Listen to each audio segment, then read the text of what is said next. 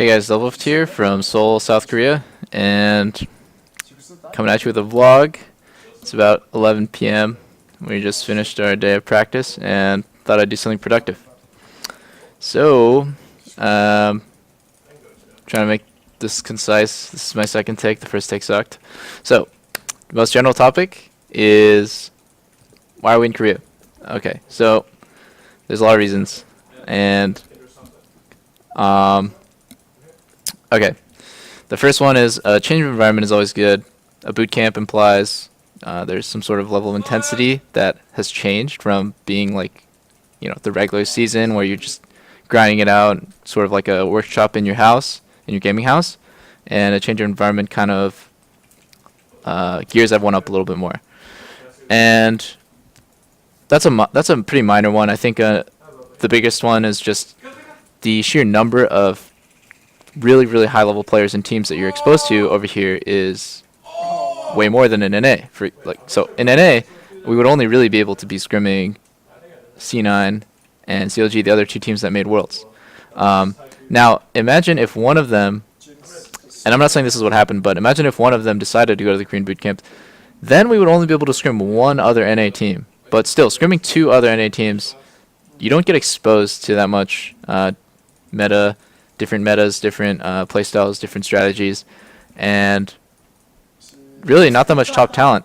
When you move to Korea, you're able to scrim Korean teams, Taiwanese teams, and Chinese teams, also regarded as the three strongest regions, excluding MSI this year. So another big one that people generally don't talk about too much is the 8 ping that you get in solo queue. Now, I think, and I'm going to make probably a much longer video about this in the future, but 8 ping trains your mechanics and creates better players so much faster and so much better than solo queuing in NA, which is, for us, 70 ping, and it is just a totally different game. You're training totally different muscle memory and decision making and everything. Just the fact that they're able to play solo queue, and we're now able to play solo queue on 8 ping, is just super instrumental in being able to compete at Worlds. Alright, a lot of messages I got on social media and Twitter ask about scrims. Now, my personal stance on scrims, talking about scrims, is it's a lose-lose situation, and first off, confidentiality. It's just a trust issue when you're scrimming teams. You don't want to talk about scrims. You just don't want to talk about who you scrimmed. You don't want to talk about how it went, and there's just never any upside. Let's say that you did really well in scrims. Now, basically, you're just bragging and saying that you're doing well in scrims. You're also creating false expectations for your team to do well, and for you to do well, because you're the one talking about how well you're doing in scrims. You better show up. That's not always the case. Sometimes you're scrimming teams who are like just lesser teams, and so you're expected to win those scrims. Sometimes you're scrimming teams of equal skill, and they're experimenting and trying new things, and they're losing because they're not exactly tryharding 100% playing to win. Now, if you're losing scrims, there's not really a point in talking about that either. It's sort of like demoralizing your fans, and yeah, really talking about scrims in general, I think it can get really misconstrued and misinterpreted. So that's why I never answer questions about scrims. Schedule is another big topic that I got, and good questions. My personal schedule is, everyone on the team has a totally different schedule. For example, Soren will be up late at night playing solo queue.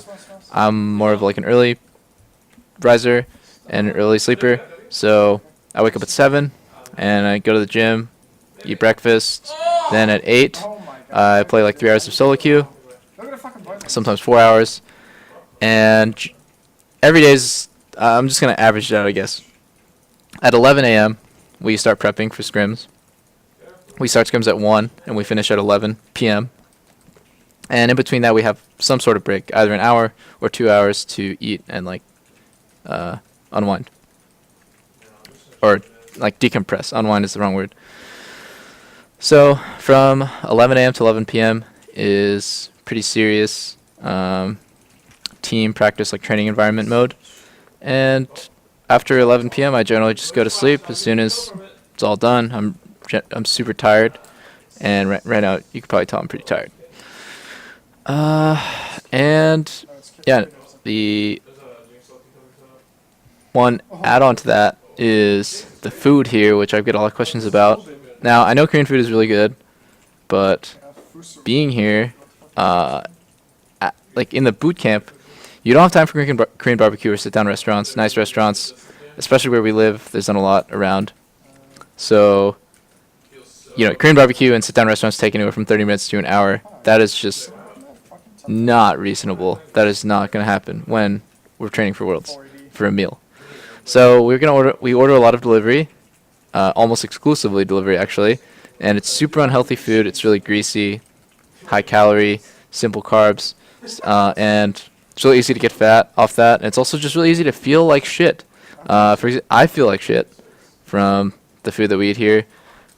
My voice is all like hoarse and stuff because it's just like greasy food in my throat. I know I'm gonna get jokes about that, but yeah, it's there's not a lot of healthy and convenient options in Korea. I'm pretty spoiled from LA, where you can just order like pretty healthy, chicken, vegetables, that sort of thing to your doorstep. And it doesn't also help that we don't have a Korean speaker with us, living with us. And my closing thoughts about going into Worlds is just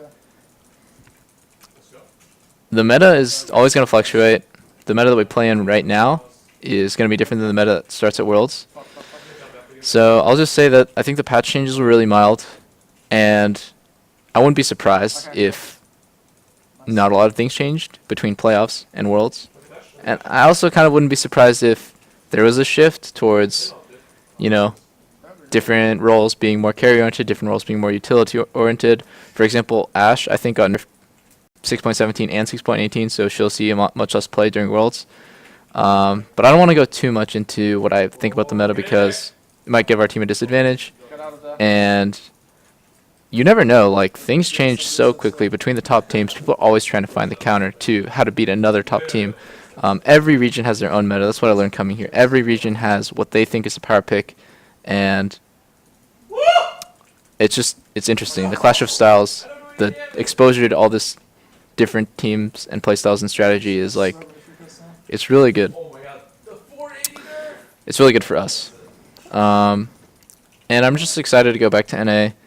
I'm like grateful for this opportunity to boot camp in Korea, and I'm grateful that TSM and I think Logitech were able to support us and do this to help make us better and prepare better for Worlds. But I'm really looking forward to going back to NA. Like, I miss it there, and not only that, but I think it'll be fun to play Worlds with like the home crowd, with the home field advantage. The crowd's with us, that we got their energy. I don't know. I just think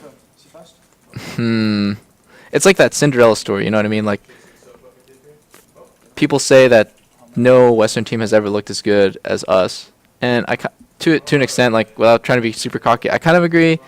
I can see it. I can see it being possible, and the fact that Worlds is in NA this year, and I don't know, things have been going pretty well for us. I feel really optimistic, and I'm just gonna be really happy when the fans are with us, and we're playing on our home crowd, on our home territory. So hopefully I'll see you guys there, and thank you for supporting us. Thank you for supporting me, and I'll see you guys next time.